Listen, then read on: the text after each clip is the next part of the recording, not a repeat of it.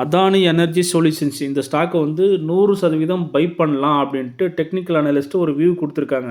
எதை பேஸ் பண்ணி இவங்க கொடுத்தாங்க அப்படிங்கிறத நாம் ஒரு ஓரலாக ஒரு வியூ பார்ப்போம். இதோட சப்போர்ட் அண்ட் ரெசிஸ்டன்ஸ் என்ன சொல்லுது அப்படிங்கிறதையும் நம்ம பார்த்துடலாம். கடந்த 2020 பார்த்தீங்கன்னா ரூ. 200 ரூ. 250 இருந்த இந்த ஷேரு அதானி எனர்ஜி ஒரே ஒரு 2-3 வருஷத்தில் நீங்கள் பார்த்தீங்கன்னா அப்படியே வந்து கிடுகிடுன்னு மேலே ஏற ஆரம்பிச்சுது. அப்படியே ₹1000 போகுது, அங்கேருந்து 2000 போகுது, அப்படியே 4000 இது ரீச் ஆகிடுச்சு. 4000 வந்து வித்தின் 2 இயர்ஸில் வந்து ரீச் ஆகிடுச்சுன்னு பார்த்துக்கோங்களேன். மிகப்பெரிய ஒரு ரிட்டர்ன்ஸை கொடுத்த இந்த ஷேரு 2023க்கு அப்புறம் என்னாச்சுன்னா அப்படியே வந்து ஒரு பெரிய கிராஷ் தான்.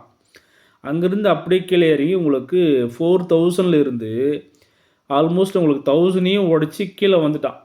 700, 650 அப்படிங்கிற சப்போர்ட்டெல்லாம் எடுத்து இப்போதைக்கு ஒரு 3 to 4 இயர்ஸாக நீங்கள் பார்த்துருப்பீங்க. இந்த ஷேர் வந்து அப்படியே தான் வந்து ட்ரேட் ஆகிட்டுருக்கான்.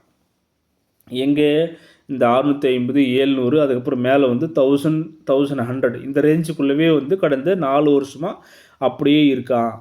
அப்போது இது ஏன் இதை வந்து பை பண்ணுறதுக்கு இந்த ஸ்டாக் வந்து நல்லா இருக்குதுன்னு சொல்கிறாங்கன்னு கேட்டிங்கன்னா, ₹1046 இருக்கக்கூடிய இந்த அதானி எனர்ஜி சொல்யூஷனை வந்து 100% இது நீங்கள் பை பண்ணலாம் அப்படின்னு அனலிஸ்ட் வந்து ரேட்டிங்ஸ் கொடுத்துருக்காங்க.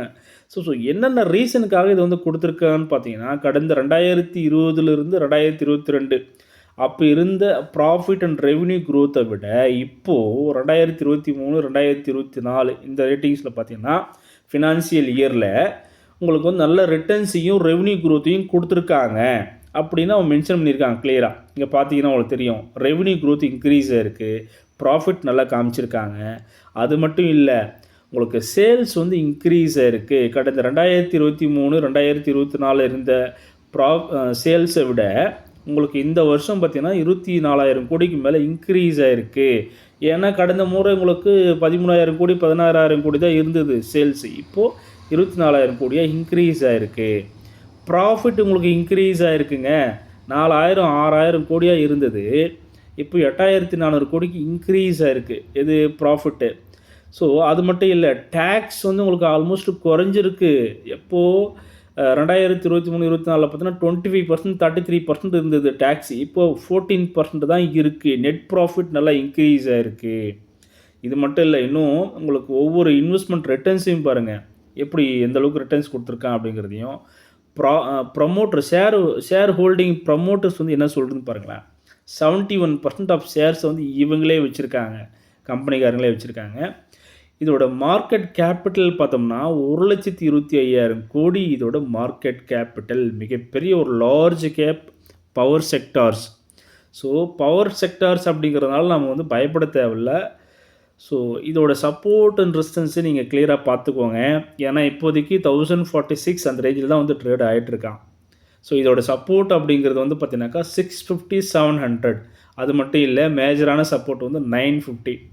ஸோ வரக்கூடிய நாட்களில் மேபி ரெசிஸ்டன்ஸ் ஜோன் பார்த்தோம்னா 1200 அல்லது 1300 இந்த ரேஞ்ச் வரைக்கும் கூட போகலாம், அல்லது 2000 அப்படிங்கிற ஒரு சப்போர்ட் ஜோன் கூட இருக்குது, ரெசிஸ்டன்ஸ் லெவலும் இருக்குது. ஸோ இதோட பேலன்ஸ் ஷீட் நான் பார்க்கும்போது ஷேர் கேபிட்டல் வந்து உங்களுக்கு எவ்வளோ இருக்குதுன்னு பாருங்கள். ஓரளவுக்கு நார்மலாக இருக்குது. ரிசர்வ் வந்து உங்களுக்கு இன்க்ரீஸ் இருக்குது. அதாவது கையிருப்பு உங்களுக்கு கடந்த முறை இருந்ததை விட 10,000 கோடி 11,000 கோடி தான் இருந்தது. ஆனால் இந்த தடவை 21,000 crore மேலே உங்களுக்கு ரிசர்வ் இருக்குது. கரண்ட் லையபிலிட்டிஸ் நல்லா இருக்குது. ஃபிக்ஸட் அசெட் நல்லா இருக்குங்க, அதையும் பார்த்திக்கலாம். ப்ளஸ் வந்து உங்களுக்கு டோட்டல் அசெட் உங்களுக்கு இன்க்ரீஸ் ஆகிருக்கு. ஓவராலாக வந்து இந்த ஸ்டாக்கை பொறுத்த வரைக்கும் ஃபண்டமெண்டலாக நல்லா அருமையாக தான் இருக்குது, ஒரு பிரச்சனை இல்லை.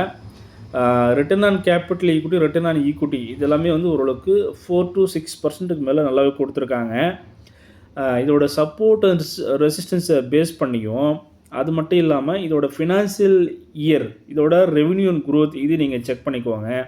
ஓரளவுக்கு நல்லா கொடுத்துருக்காங்க. இதெல்லாம் பேஸ் பண்ணி தான் இந்த ஸ்டாக்கை வந்து நீங்கள் அவங்க பை பண்ணலாம் அப்படிங்கிற ஒரு கான்செப்டை அவங்க 100% சஜஸ்ட் பண்ணுறாங்கன்னு நான் நினைக்கிறேன்.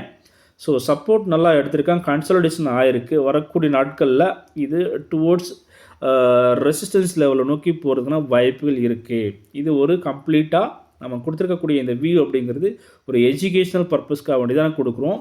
ஸோ நீங்களும் வாட்ச் பண்ணி பாருங்கள். தேங்க்யூ. மறக்காமல் சப்ஸ்கிரைப் பண்ணிக்கோங்க, ஃபார்வர்ட் பண்ணுங்கள்.